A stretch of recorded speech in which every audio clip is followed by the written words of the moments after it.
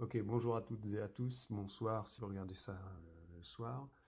Premier tutoriel sur ma chaîne YouTube aujourd'hui qui démarre, qui va être consacré, comme vous l'avez vu dans le titre, aux commutateurs pour les Big Blind et en particulier pour les pièces qu'on appelle les centres. Alors le Big Blind officiellement c'est 2 épreuves, mais en réalité il y a beaucoup plus de cubes qui sont concernés par le Big Blind, le 6x6, le 7x7 et autres, le Gigaminx, le Megaminx, plein de puzzles différents. Moi je me concentre uniquement sur les events officiels à l'heure actuelle.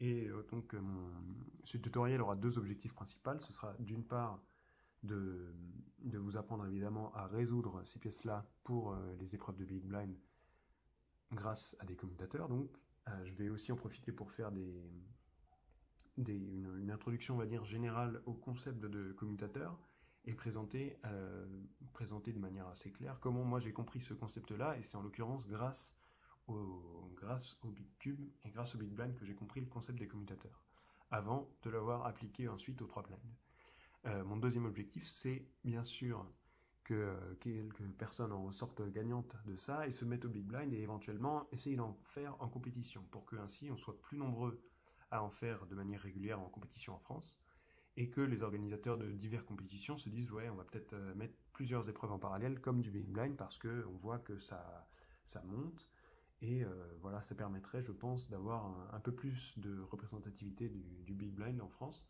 pas que au championnat de France ou à quelques grosses compètes, mais un petit peu de manière plus générale. Et mon dernier objectif, bien sûr, étant donné que c'est mon premier tutoriel, c'est d'avoir un maximum de retours sur le contenu, sur le son, sur l'image, sur si je traite pas assez d'exemples, euh, si je traite pas assez de théorie, bref, un peu de tout. N'hésitez surtout pas à me faire des retours par message privé, par commentaire ou autre, peu m'importe. Si je commence par ce contenu-là, c'est aussi parce que ce sera a priori moins populaire qu'un tutoriel 3 blind, et du coup, je pourrais me calibrer assez facilement et ça me fera une base assez solide, je pense. Donc, j'ai déjà parlé un petit peu du contexte général du Big Blind officiellement, mais pas que. Donc, l'objectif de ce tuto, ça va donc être de vous présenter les commutateurs et comment les comprendre pour résoudre les centres en Big Blind.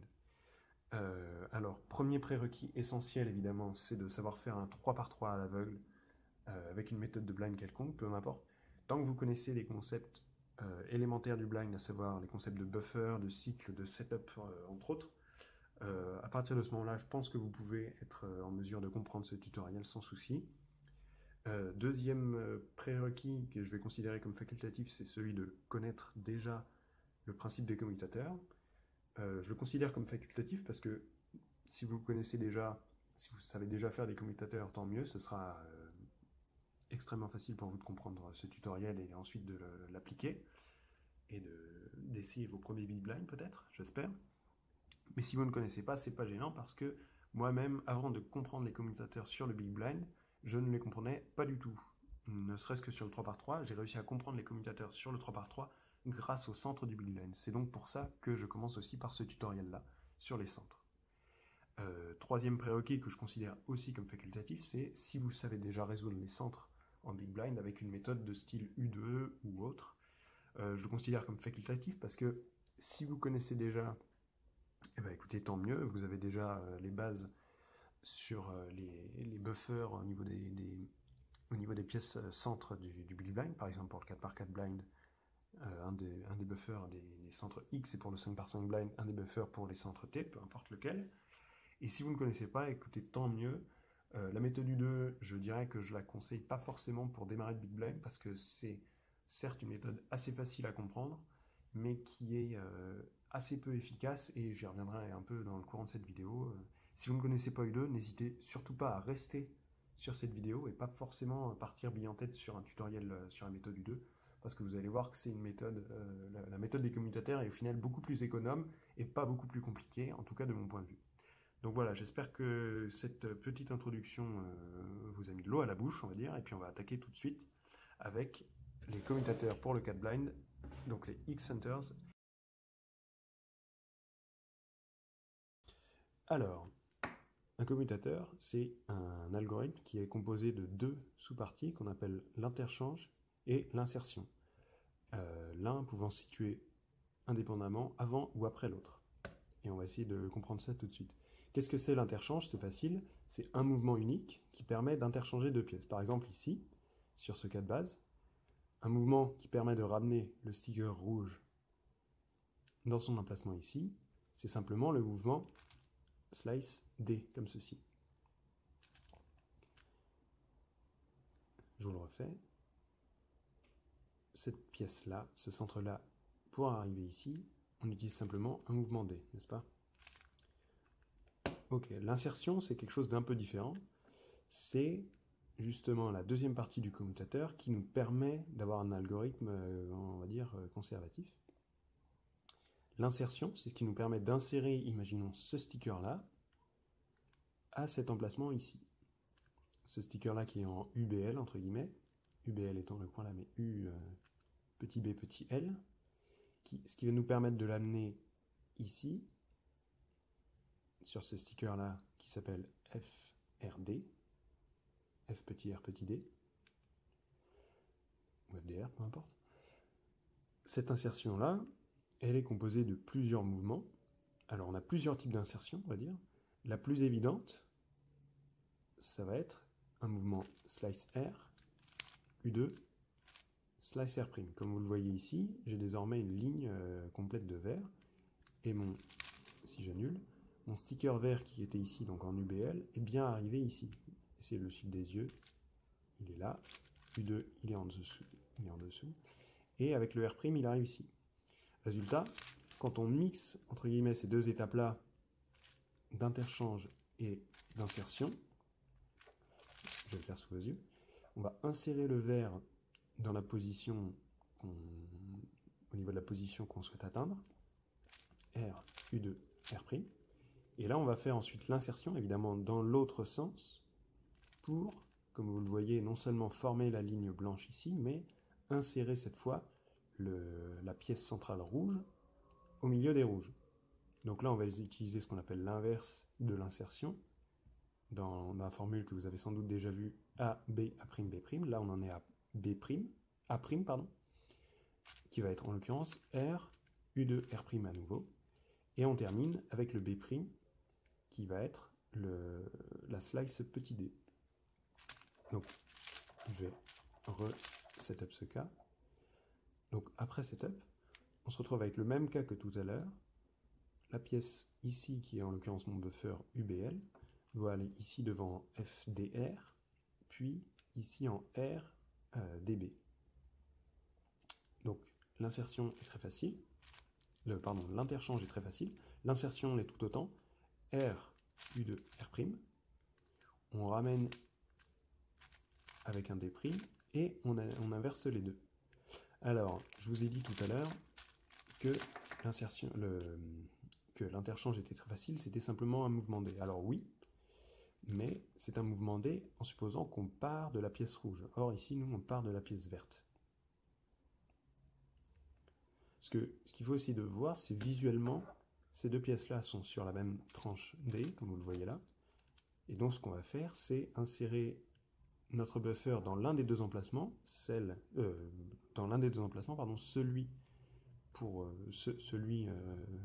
dans lequel la pièce ici doit atterrir, qui est en l'occurrence celui-là. Mais si je vous fais le cycle qui est inverse, l'interchange, cette fois c'est D', ou D, peu importe au final, vu que ces deux stickers-là sont interchangeables, et l'insertion doit nous permettre d'insérer cette pièce-là ici. Alors là, on a plusieurs options, soit on fait une rotation U' et on se retrouve dans un cas qui est très similaire à celui d'avant. Donc cette pièce-là en UBL qu'on va insérer ici avec R, U2, R'. Puis on fait notre insertion avec D. Et ensuite on fait un reverse, et là on n'oublie pas le setup. Mais au final, c'est beaucoup plus contraignant de devoir faire une rotation plus un setup, plutôt que de faire un cycle à l'envers. Donc la solution la plus pratique pour ce cycle-là, 1, buffer, première target, deuxième target, c'est de faire notre interchange avant. RU2, R', on fait l'interchange cette fois dans ce sens-là, et voilà notre premier exemple de commutateur de coin. Ok, maintenant je vais vous présenter quelques cas qui sont issus de ce tout premier cas. Je vais vous en présenter deux. Alors le tout premier, je vais le présenter sur mon ancien main qui est un Shengshu V4, je crois. Cette fois, le commutateur va concerner donc notre pièce buffer UBL, la même FDR, mais la troisième n'est plus rouge, cette fois elle est orange, elle est de l'autre côté, elle est ici. Alors là, comme vous le voyez, je l'espère, l'insertion est la même. L'insertion est la même et l'interchange est presque le même. Au lieu d'utiliser la tranche D dans ce sens-là, en considérant la face rouge, cette fois on considère la face orange et verte avec le même mouvement D.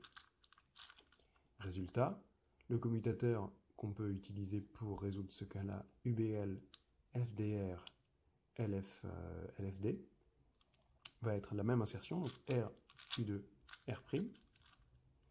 Et cette fois, on vient insérer, entre guillemets, on vient ramener notre troisième target ici, pour, lorsqu'on fait l'inverse de l'insertion, qui est à nouveau R2, R', eh bien on arrive à reformer les autres pièces du cube. J'espère que ce deuxième exemple a été assez clair.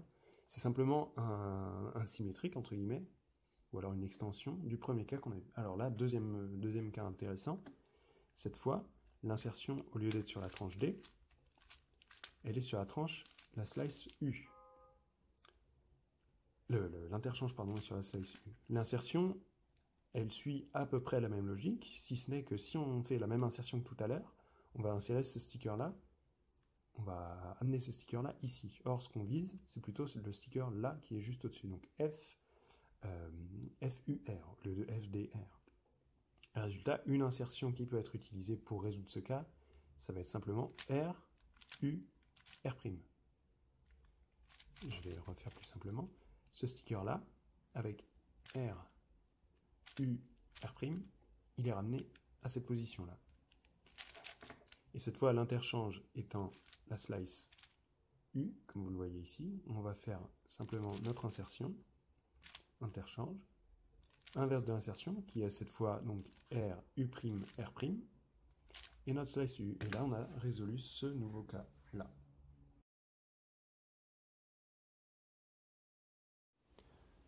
Ok, donc là, comme on vient de le voir, on a déjà les deux cas les plus basiques pour résoudre ces commutateurs-là.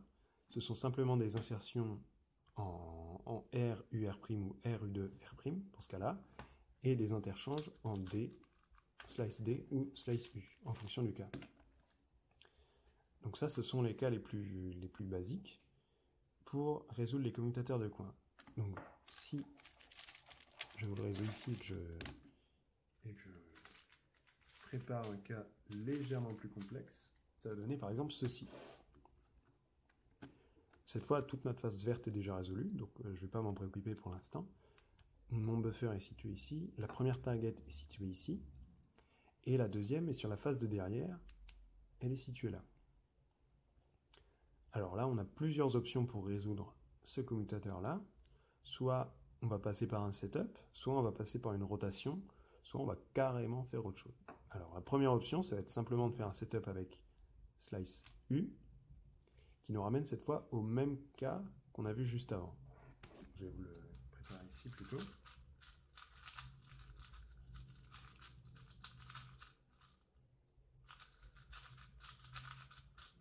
Toujours aussi mal. Voilà.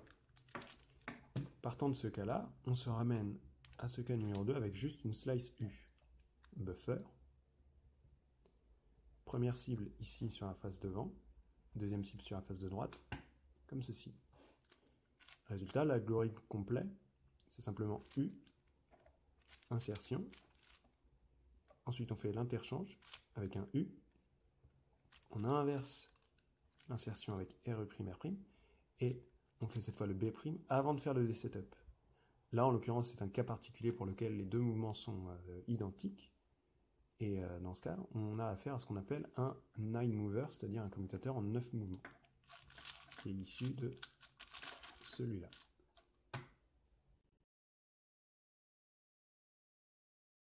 Ok, un autre cas un petit peu plus compliqué, qui va vous apprendre à vous servir de votre cerveau, si je puis dire. Alors le buffer est toujours le même, pour moi c'est toujours UBL. La première target est sur la face F, cette fois c'est FDL. Et la deuxième target est ici. Donc là, j'espère que visuellement, vous arrivez à comprendre le concept d'interchange. En tout cas, moi, je l'ai compris vraiment visuellement, grâce à le fait de pouvoir échanger la position de deux pièces avec un seul mouvement, avec un mouvement D, R, U, D2, peu importe. Et donc là, l'insertion va être un petit peu plus compliquée si on reste dans ce repère-là, entre guillemets, avec la face verte devant, la face blanche en haut. Par contre, on peut soit faire un setup comme ceci, un double setup, avant de se retrouver dans notre premier cas, comme voici. Donc on peut se ramener à ce cas-là avec un double setup, par exemple F', ou alors R', F'. Pour ça, les centres, c'est très sympa pour comprendre les commutateurs parce que les setups sont complètement interchangeables. Et donc là, on peut résoudre avec le même algorithme que celui-là. Soit on peut faire quelque chose d'un peu plus naturel, je pense. C'est simplement de faire une rotation et d'utiliser une propriété de symétrie. Alors, imaginons que cette fois notre buffer, c'est celui-là, à droite. L'interchange n'a pas évolué, mais cette fois l'insertion, ce qu'on peut faire, c'est utiliser un mouvement L', U de L, au lieu de R', U de R. Résultat, je veux insérer la pièce verte dans son slot ici.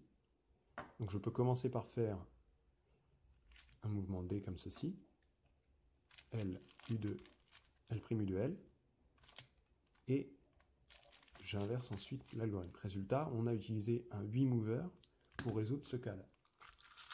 Donc si je vous remets sur les deux cubes, on va faire une comparaison tout de suite. Voilà, là on a le cas identique sur les deux cubes. Première option, on passe par deux moves de setup qui vont être R' et F', ou alors F' et R', par exemple. Puis un 8 mover, R, U de R', D', R, U de R', D. Et ensuite on annule nos setup moves. Donc ça nous fait donc 8 moves plus 2 de setup plus 2 de setup, ce qui fait 12 moves. Mais aucune rotation. Deuxième cas de figure, deuxième possibilité, on fait une rotation, et cette fois, on fait notre commutateur grâce aux symétries. Alors certes, on a deux fois une rotation Y puis Y', mais on a 8 moves à exécuter. Donc là, je vais pouvoir vous introduire avec ça le dilemme principal quand on fait des commutateurs, c'est le dilemme entre faire des rotations, une ou plusieurs rotations plus ou moins complexes, et faire un ou plusieurs moves de setup.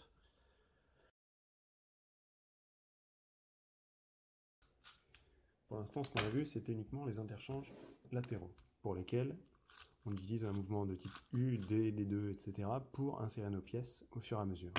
Maintenant, on va passer à un autre cas un peu différent, qui va être une insertion, entre guillemets, frontale, ou verticale, peu importe. L'idée, c'est cette fois de se rendre compte que, par exemple, pour ce cas-là, entre UBL et la première pièce ici, qui va être DUL, on peut résoudre la pièce jaune avec un mouvement L2. Si je vous fais un L2, on va suivre cette pièce-là des yeux, L2, elle se retrouve ici.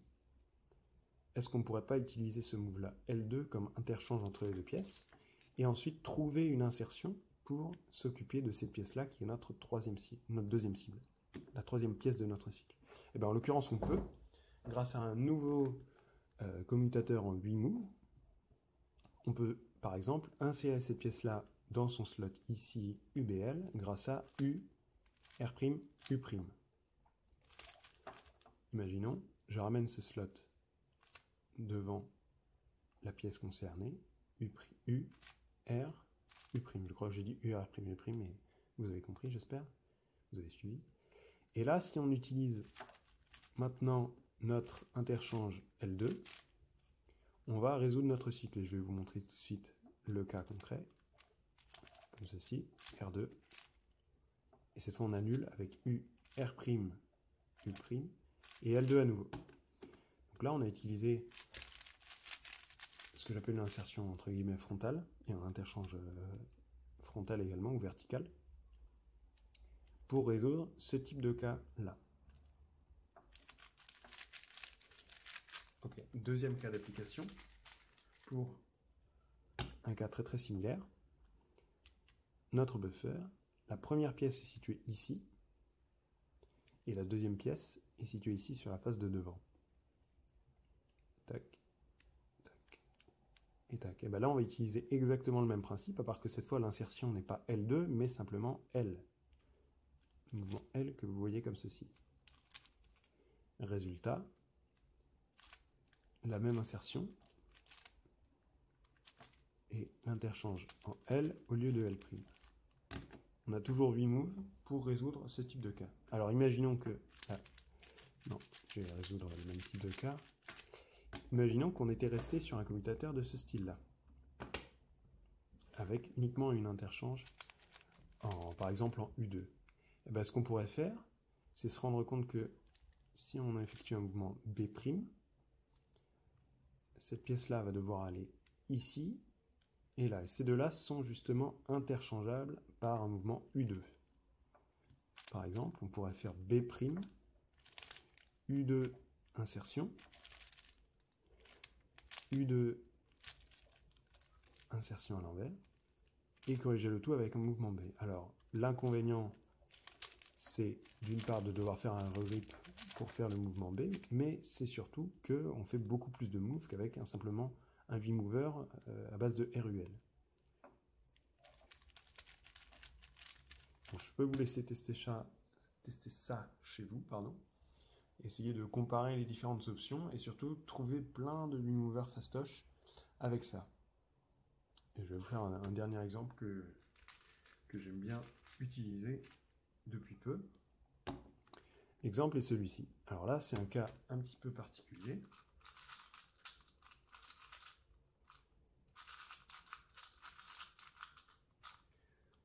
Qui va être tiré de celui-là, par exemple. Imaginons que notre cycle soit celui-là, buffer target 1, target 2. Comme on l'a vu tout à l'heure, on peut utiliser la symétrie et se ramener ici. Là, c'est un cas un peu différent. Imaginons qu'on fait un setup en F' pour retrouver à nouveau cet interchange-là à base de D entre ces deux pièces-là. Ben dans ce cas, on peut faire un setup F', puis notre 8 mover comme ceci. Très bien. Deuxième option, on peut se rendre compte que ces deux pièces-là sont interchangeables avec le mouvement L. Visuellement, j'espère que ça se voit. En tout cas, c'est moi. C'est comme ça que j'ai compris le principe vraiment du commutateur, c'est avec les insertions, les interchanges visuels. Donc avec ce type d'interchange, et là on peut faire par exemple une rotation Z' et se rendre compte que, eh bien écoute, l'insertion qu'on peut utiliser, elle est de type L', U, L. Alors là, en l'occurrence, je l'ai inséré au mauvais endroit, donc c'est peut-être pour ça que ça parle moins, ça vous parle moins, mais si je commence par faire ce mouvement L de setup, puis l'insertion du sticker blanc ici, ça a tout de suite plus de sens, et si je désetup, ça résout notre cas en 8 moves, qui nous évite de faire non seulement un setup, mais une rotation pour un autre 8 mover, qui va être moins ergonomique. Donc voilà un peu les commutateurs basiques, si je puis dire, issus du tout premier dont on a parlé tout à l'heure. Je vais vous présenter peut-être un autre cas qui peut être intéressant. Je vais le faire tout de suite.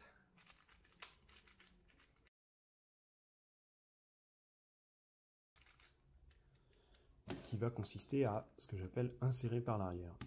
Notre buffer est ici. La première target est située sur la face B. Et la deuxième target est interchangeable, comme vous le voyez ici, avec un mouvement avec un mouvement D', comme ceci.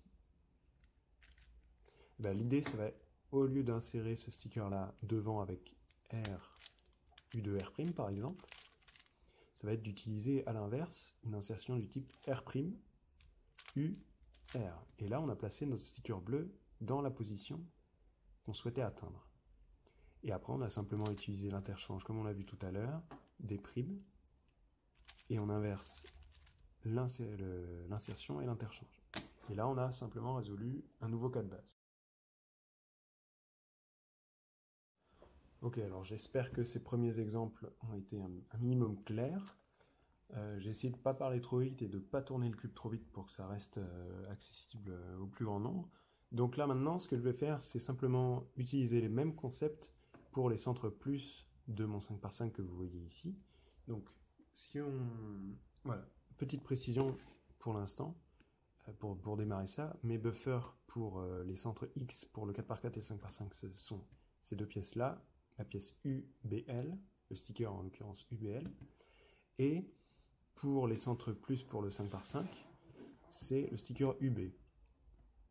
À titre personnel, j'utilise UB. Je sais que beaucoup de gens utilisent UR, UL ou même UF, peu importe. Certains utilisent un sticker de la phase D, c'est tout à fait possible. C'est tout à fait envisageable. Il n'y a pas beaucoup de différence. Le principe de toute manière est le même. À partir du moment où on comprend les commutateurs, peu importe notre buffer, on sera à peu près aussi efficace. Donc premier exemple, qui va reprendre le premier cas qu'on a vu tout à l'heure. Pour les centres X, le premier cas que je vous ai présenté, c'était celui-là. Et bien là, on va faire exactement la même chose. Mon buffer UB, qui va venir ici, et la deuxième cible est située ici sur la face R. Comme vous le voyez, l'interchange est très facile, à base de mouvement E, comme ceci. Mais l'insertion est tout aussi facile, avec simplement R, si j'arrive à le faire, R, U, R'. Je vais refaire au ralenti. J'insère ce sticker-là vert au niveau de son slot ici, en amenant justement le slot en haut, U et R'. Et là, si je profite d'avoir fait cette insertion pour faire l'interchange avec la slice E, vous voyez que je ramène le blanc ici facilement. J'inverse mon insertion et voici. Donc là, c'est vraiment le premier commutateur de base pour les centres plus. L'avantage des centres plus par rapport au centre moins, par rapport au centre croix, pardon, en tout cas, personnellement, l'avantage d'utiliser UF ou UB comme buffer, c'est qu'on est totalement symétrique entre main droite et main gauche sans faire aucune rotation. Par exemple, pour ce cas-là, entre mon buffer UB, la cible numéro 1 FL et la cible numéro 2 LB, eh ben, je peux utiliser exactement le symétrique de ce qu'on vient de faire tout à l'heure, qui était, ce que je vous rappelle, celui-là, avec l'insertion en RUR'. Ben là, je peux simplement insérer avec L', U', L. J'utilise la même interchange et je peux ainsi reformer mon commutateur facilement. Ok, dernier exemple. Entre UB, FL et cette fois une cible de la face D qui va être par exemple DF, n'est-ce pas?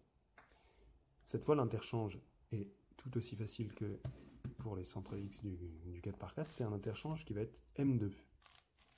Non pas L2 ou R2, parce que ça concernera les centres X, mais pour les centres plus, ça va être M2. Et là, je peux simplement insérer le sticker jaune ici, au niveau de son slot, U', L', U, et là, je résous de la même manière.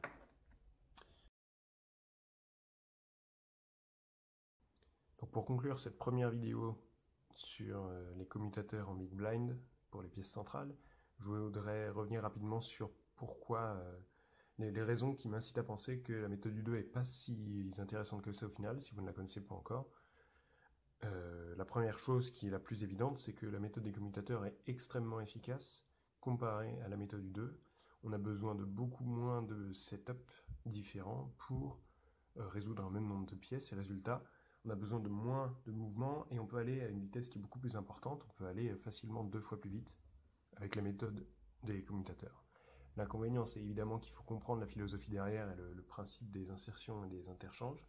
Mais j'espère que visuellement, ça vous a paru assez clair dans ce tutoriel. Et si vous avez des soucis, n'hésitez pas à me signaler dès que possible.